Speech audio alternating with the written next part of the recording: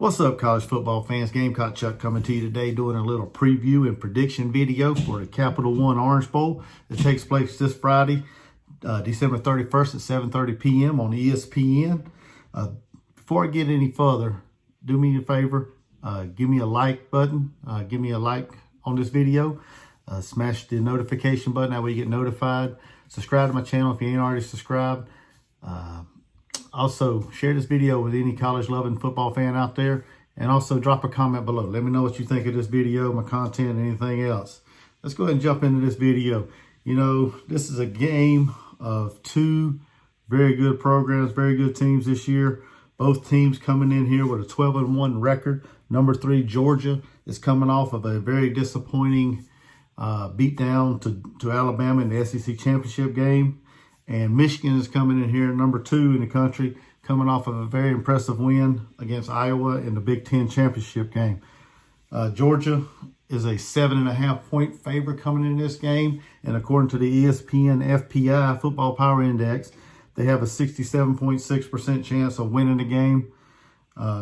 Some people say this is a game of one of the best offensive lines in the country in Michigan going up against arguably the best defensive line in the country in Georgia. I look at this game, you know, I'm going to start off by talking about defense because, like everybody says, defense wins championships in football. Georgia, coming into this game, is ranked the number 2 defense behind Wisconsin, and I believe that's probably more likely because, you know, Georgia had one more game, so they're right there at number 1, number 2, depends on, you know, who you ask. But according to their total defense, right now Georgia is ranked number 2 in the country in total defense, giving up 254 yards per game, giving up 10 points per game in scoring, 82 yards per game on the ground, and 172 yards per game through the air. Michigan comes into this game, the number 12 defense in the country, giving up 317 yards per game, 16 points per game, 122 yards per game rushing, and 195 yards per game passing. So these defenses, they're kind of almost the same, not really too far off as far as the points per game. Georgia, you know, does better against the rush. They're 3rd in the football, the FBS in rushing defense. But, you know, they kind of mirror each other. You know, they're both solid defenses. Georgia's defense is anchored by big number 99, Jordan Davis, 6'6", 340-pound nose tackle, clogs up the middle of the offense, gets in the backfield, be disruptive. Georgia's defense, they have a lot of very, very good linebackers that like to attack the ball. You know, wherever the ball is, they get to it. They get to the ball, they attack it. They make plays. They don't usually miss when they get there. So they got some very good linebackers that can get to the ball. They have a good secondary that can limit explosive plays down the field as well. Michigan's defense is led by what some people say is a future first-round draft pick, Aiden Hutchinson, the Heisman Trophy runner-up this year to Bryce Young. He's 6'6", 265 pounds, defensive end. Very good edge rusher off the edge. He has 14 sacks on the year and 2 forced fumbles. Michigan, they got a solid defense. You know, I don't know a whole lot about them. I've watched them play a couple games, but they got another guy, DeJobo, I think is his name. He's a very good defensive player as well. He's got like 11 sacks on the year. So when I look at these two teams, that, you know, they are pretty similar on defense. They both attack the ball. They create turnovers. They're very good, disciplined defensive team. Jumping over to the offensive side of the ball, when Georgia comes into this game, ranked number 27th in the country, averaging 443 yards per game, 248 yards through the air, and 195 yards on the ground. Michigan comes in this game a slight bit better, 452 yards per game, 228 yards per game through the air, and 224 yards on the ground. Michigan's is a little more balanced when it comes to rushing and passing than Georgia. But they are, like I said, they're right there neck and neck with a slight advantage on offense going to Michigan, you know, because they're a little more balanced team. But that's, you know, that's what I see right now just by looking at statistics. Defensively, like I said, Georgia's better than has a slight advantage over Michigan. But going back to the offense, Georgia is led this year by quarterback Stetson Bennett. He has 148 completions on 231 attempts for a 64% completion percentage.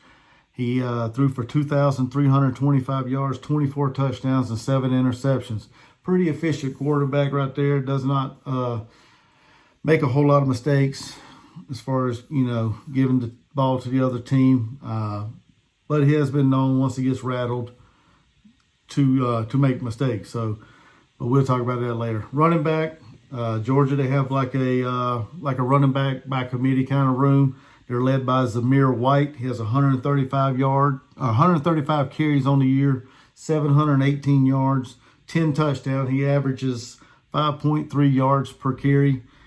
James Cook is another explosive back that gets in there. He has 101 carries on the year, 619 yards, 7 touchdowns with a 6.1 yard average per carry. They also throw in Kenny McIntosh as well. Georgia, they have a very good running back room. I didn't mean to say like they do by committee. They have a very well balanced mix of running backs. They don't just settle on one running back and just ride him all year. They get other guys in the mix and they exploit the other team's defense. They know when to put the right guy in the backfield to get him the ball. When you look at the wide receivers from Georgia, they have very capable weapons at the wide receivers with Ladd McConkey, Jermaine Burton, Adonai Mitchell. But their go-to guy this year, their best receiver out there, has been the sensational freshman tight end Brock Bowers. This is a guy that creates a matchup nightmare for defenses, no matter who they are, no matter how good they are. He's a nightmare against the defense. Defensive coaches, they have to plan for this guy. He's listed as a tight end, but the guy can flat out run. He can get the ball, good crisp route runner. He had 47 receptions on the year, 791 yards, and 11 touchdowns. When I look at Michigan, they led by quarterback Cade McNamara. He has 199 completions on 308 attempts with a 65% completion percentage. He's thrown for 2,470 yards, 15 touchdowns, and 4 interceptions. So same as what Stetson Bennett. He's pretty efficient with the ball. He gets the ball in the playmaker's hands. He does not hurt his team a whole lot by turning it over. This is, like I said, he's an exceptional quarterback, just like Bennett. Running back, they have Michigan also has a 1-2 punch in the backfield. They're led by Hassan Haskins. He has 261 carries for 1,288 yards, 20 touchdowns. He's averaging 4.9 yards per carry. Whenever he's not getting the rock, they go to Blake Corum. He has 141 carries for 939 yards, 11 touchdowns for 6.7 yards per carry. So they almost had 2,000-yard backs this year. I think Corum might have been, I'm not 100% sure, but I think Corum may have been injured a little bit through the year, so he didn't get eclipsed the 1,000-yard mark. Wide receiver, Michigan, they like to spread it out. They really don't have no one go-to guy that has all the touchdowns and things like that.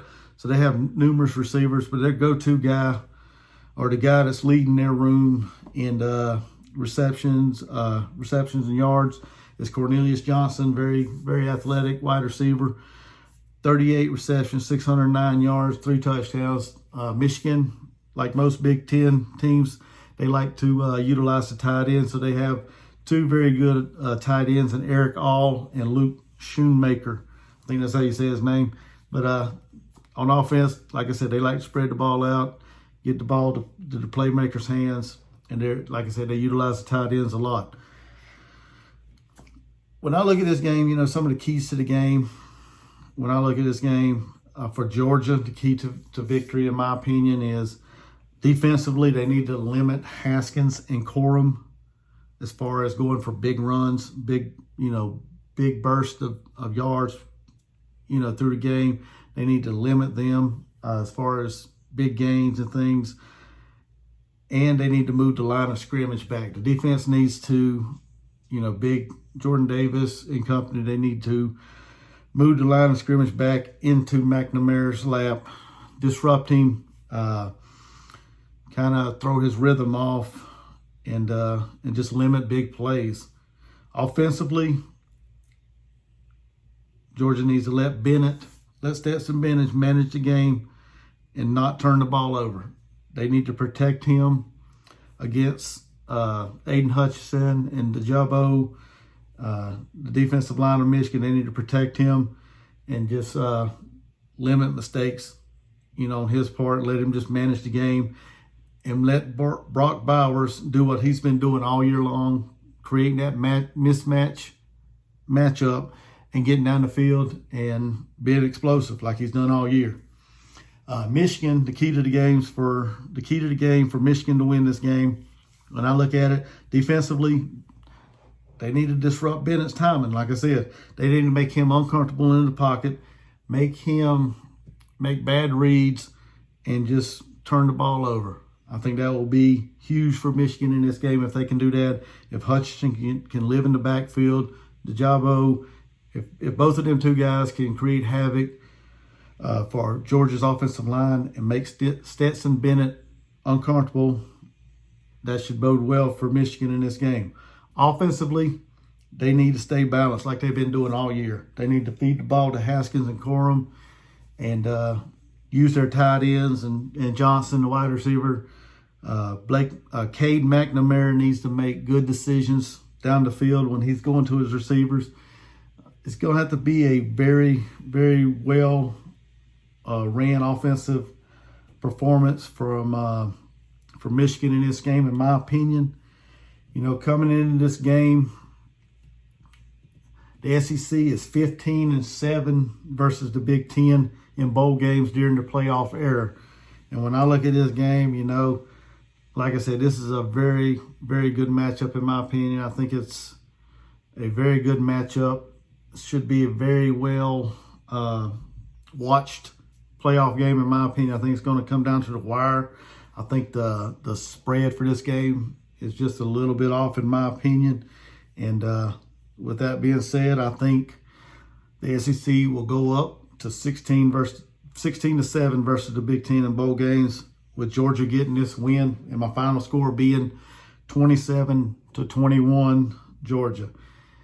Hey, if you like this video, if you like my content, give me a thumbs up. Subscribe to my channel. Hit the notification bell. That way you get notified for future content. Share this content with football-loving friends and family members that you got out there. And drop a comment below. Let me know what you think. And until next time, Gamecock Chuck, and I'm out.